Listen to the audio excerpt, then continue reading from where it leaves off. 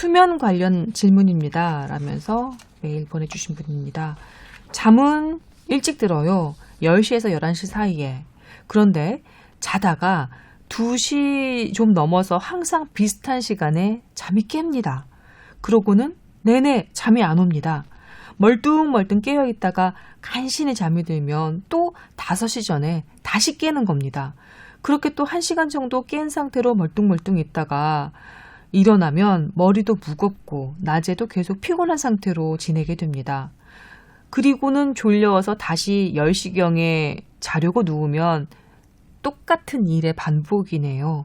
일반적인 수면 유도제로는 안 될 것 같다는 생각도 드는데 처방받는 약이 있을까요? 제 이런 증상을 어떻게 하면 고칠 수 있을까요? 라고 물어오셨습니다. 일반적으로 수면 유도제는 우리가 향정신성 의약품이라고 하는 네. 계속 복용하게 되면 의존성이 생기고 중독 증상과 부작용이 생기는 그런 관리가 돼야 되는 약이 있고요. 네. 그리고 정부에서 관리하지 않는 약 2가지 정도로 구분하면 될 것 같아요. 그러니까 의사 처방을 받아야 살 수 있는 약과 그렇죠. 그냥 네. 약에서 살 수 있는 약. 보통 수면제를 많이 복용해서 내성이 생겨서 어떻다 하는 것들은 다 이제 향정신성 의약품을 얘기하는 거죠.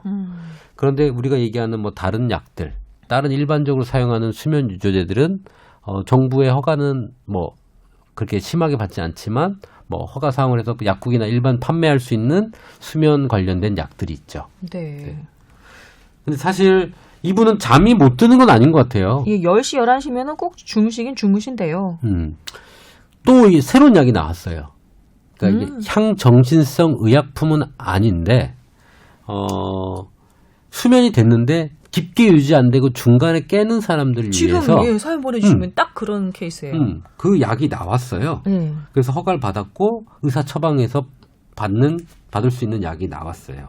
이렇게 수면 때문에 문제가 있는 분들은 어느 과로 가시면 되나요? 보통 정신과에서 수면을 많이 다루죠. 그렇군요. 예. 그래서 이거는 비향정신성 의약품이면서 수면을 깊게 유도해서 우리가 수면을 REM 수면, 렘 수면, 이렇게 비렘 수면 이렇게 나누는데 그때 깊게 잠이 들어서 중간에 깨지 않게끔 하는 약이 나왔어요. 네. 그래서 제 생각에는 이런 약을 한번 복용해 보는 거가 한 가지 방법이라고 생각이 들고요. 네.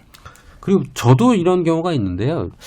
해야 될 무슨 일이 있으면 중간에 깨서 그 생각이 나면서 깨는 경우가 있거든요. 그래서 일어나서 한 30분 고민하다 다시 잠들고 뭔가 고민거리가 있는지도 한번 봐야 되지 않을까. 우리 보통 깊게 생각하는 것들이 있으면 중간에 깨서 그 생각이 반복되거나 꿈에서 나타나서 그 관련된 꿈을 꾸거나 중간에 깨서 자꾸 그런 생각이 드는 경우가 있거든요. 그러니까 정신적 안정 상태가 사실 좀 더 필요한 상황일 수도 있을 것 같아요. 네.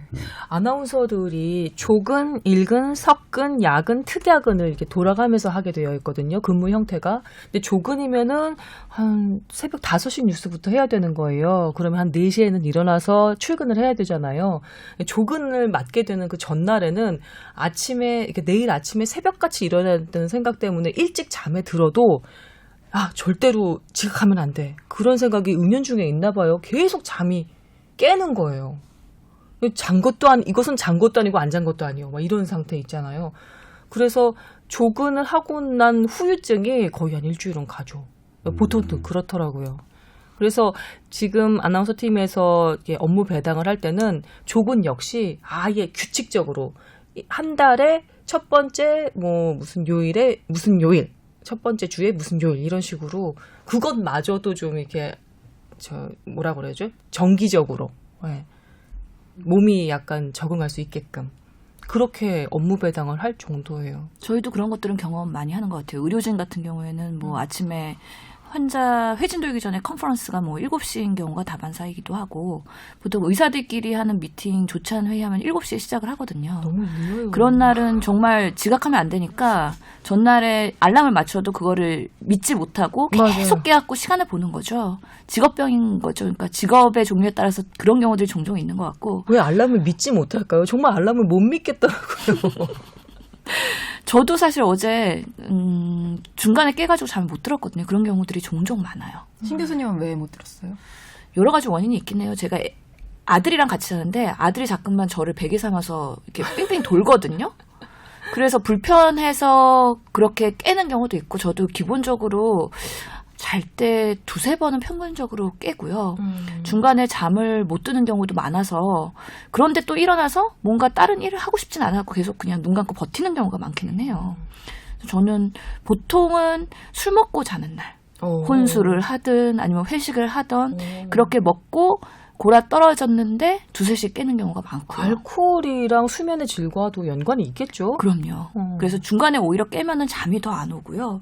그렇기 때문에 우선은 정신적 스트레스도 말씀하셨던 것처럼 그런 것도 확인해 봐야 되고 수면 위생 환경이 괜찮은지 내가 푹 수면을 할 수 있는 안정된 환경인지 외부 방해 요인은 없는지 그런 것들을 당연히 점검해보고 예방을 해봐야 되겠죠. 잠이 잘 오지 않는다고 해서 술을 마시거나 하는 건 별로 좋은 방법이 아니란 얘기를 들은 것 같아요. 예, 맞습니다. 의학적으로도 그렇고요. 수면 유조제, 수면제를 먹는 거에 대한 그런 사회적 인식이 조금 부담이 있어서 사람들이 약은 안 먹을래요라고 얘기하는데요. 저도 실험적으로 먹어봤습니다. 어때요? 필요할 때는 먹는 게 좋은 것 같긴 한데요. 그게 반복되거나 상습적으로 일어나게 되면은 의존적이 되면. 예, 효과도 떨어지고 약의 그런 용량이 점점 늘어날 수밖에 없거든요. 그래서 내가 왜 잠을 잘 못 자는지에 대해서는 조금 더 검증이 필요해요. 스스로 검증하고 뭔가 그 병원에 가면 수면 다원 검사라는 게 있거든요. 네. 그래서 얼마나 깊은 수면을 잘 유지하는지에 대해서 당신의 패턴이 뭔지 또 요즘에는 멜라토닌 호르몬 이런 것들 때문에 부족해갖고 잠을 못 주무시는 경우도 있어서 수면제 약 중에서 멜라토닌 호르몬을 보충하는 약들도 나왔고요. 사람의 수면 장애의 원인은 워낙에 다양하기 때문에 맞춤형으로 가야 됩니다. 그래서 최근에 그 수면 관련한 뭐랄까요? 수면 관련한 처방을 해주는 그런 병원들 많이들 생기더라고요. 뭐였죠? 그 프로그램 이름은 잘 기억이 안 나는데 김숙 씨하고 윤정수 씨하고 가상 부부로 나오는 프로그램이 있었어요. 그 둘이 그 수면의 질 어떤지 알아보기 위해서 하루를 자면서 검사를 받더라고요. 여러 가지 이렇게 뭐 머리나 이런데 수면 다원 검사. 그게 그거예요? 네, 맞습니다. 그 프로그램에서 봤는데 둘 다 수면의 질이 상당히 안 좋더라고요. 뭐 호흡도 무호흡증도 있고 그다음에 하지도 뭐 이렇게 떨리는 그런 증상도 있고 그래서 아주 피곤해서 잠에 골아 떨어졌는데 자고 나도 뭐 개운하지 않다고 두 분 다 그러시고 그 장면 보면서 저렇게 나도 한번 검사를 받아봤으면 좋겠다 생각이 들었었어요. 남 기자는 어때요? 잠 잘 자요? 저는 한참 괜찮다가요. 최근에 조금 문제가 생겼고 어제는 온몸이 아파서 진통제와 그 슬립 에이드라고 하죠. 이런 수면 보조제 같이 들어있는 약을 먹고 잤는데 좀 괜찮은 것 같아요. 그 나 좀 소개해줘요. 푹 잤어요. 오랜만에. 그러니까 나 좀 소개해줘요. 수면에 좋은 것들이 아까 얘기한 졸피뎀 계통의 우리 수면 유조제 먹으면 졸린 거. 그러니까 그래서 잠을 졸피뎀이구나. 피뎀은 수면제 아니에요? 수면제죠. 그쵸. 저는 수면제. 처방 안 받아도 되는 그냥 유도제. 예. 그런 것들 우리 슈퍼에 파나요? 약국에 파나요? 약국에서 그냥 샀어요? 외국에서는 아니, 그런 것들을 마트에서 많이 해서 미국에서 사왔군요. 그렇죠. 아직 우리나라에서는 아니 근데 수면 유도제는 약국에서 팔아요. 제가 몇 번 사봤어요. 네. 그러니까 계통을 보면 졸피뎀이나 그러니까 상품명으로 스틸록스잖아요. 많이 먹는 거예요. 먹으면 졸려. 뭔가 푹 자고 이런 느낌 이제 잠을 자게끔 하는 거거든요. 그리고 아까 얘기한 그 중간에 그 히스타민 계통을 통해서 만든 제품 이것들은 깊게 자게끔 하는 거예요. 깨지 않게끔. 그다음에 아까 얘기한 그 멜라토닌 우리 수면을 유도하는 그런 것들을 분비해가지고 그것들이 잘 되게 하는 제품들. 이게 보통 3개가 있고 또 하나 추가한다면 저희 뽀얀거탑. 그렇죠. 뭐 들으면 최고의 졸려요. 절대 끝까지 들기 어렵다는. 한 4분의 3쯤 들으면 어느샌가 잠자요. 아니 본 주제는 들은 적이 없다는 분들 계세요. 그러니까 본주제 이거 괜찮은데 뭐 아이템 괜찮은데 하고 들으라고 하는데 보면 자고 있어요. 그렇게 뽀얀거탑 같이 수면을 유도해주는 그런 제품들이 있는데 그런 제품들은 제품들은 그 보통 약에 있는 성분 일부를 가져와서 졸리는 성분을 가지고 만들죠. 근데 저도 요즘에 잠을 어제도 한 2번 깬 것 같아요. 깨서 뻥튀기 2개를 먹고 뭘 했는데도 안 졸려요. 잠이 안 와요. 그래서 이런저런 생각해도 잠이 자는데 사실 생각이 많고 할 게 많으면 그렇게 좀 되거든요. 그래서 사실은 집에 가서 쉴 때는 일의 연장선에서 끝나야 되는데 맞아요. 집에 가서도 자꾸 그런 생각을 하고 내일 어떻게 해야 되지 생각을 하면 뇌는 각성이 되기 시작하는 거죠. 우리 알파파, 베타파 이렇게 각성될 때 나오는 그런 여러 종류의 파가 밤에 생기게 되면 깨는 거예요. 그러니까 사실은 집에 갈 때는 일을 버리고 가는 습관이 중요할 것 같아요. 어차피 지금 그때 밤에 생각한다고 해서 뭐 뾰족한 해법이 나오는 건 아니거든요. 그때 괜한 거죠. 없어. 괜한 걱정을 하는데 사실 그거 놓는 연습을 나도 좀 해야겠다.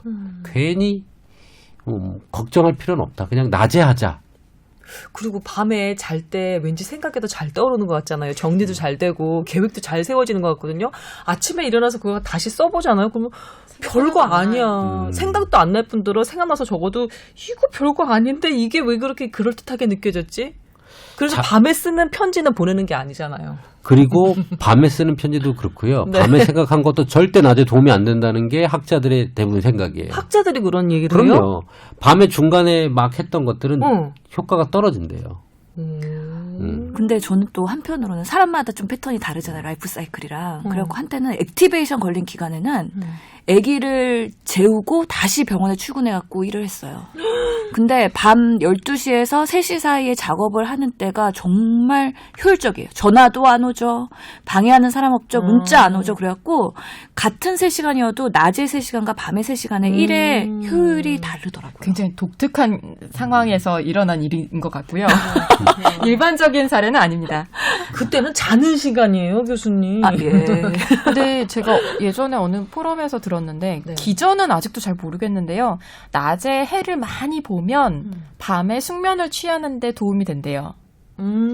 그래서 이 사연 보내주신 분 이제 잠을 제대로 못 자니까 머리도 무겁고 낮에도 계속 피곤한 상태로 계시니까 아마 처지고 뭐 좀 조시기도 하고 많이 안 움직이실 것 같은데 맞다. 좀 요즘에 햇빛 좋으니까요. 너무 뜨거울 때 말고 뭐 오전 10시, 11시 그 사이나 오후 조금 늦게 나가서 좀 걸으시고 활동을 많이 하시면 좀 도움이 되지 않을까. 약을 드시기 전에 그런 것들을 시도해 보시면 맞아요. 어떨까 싶습니다. 약보다 먼저. 네.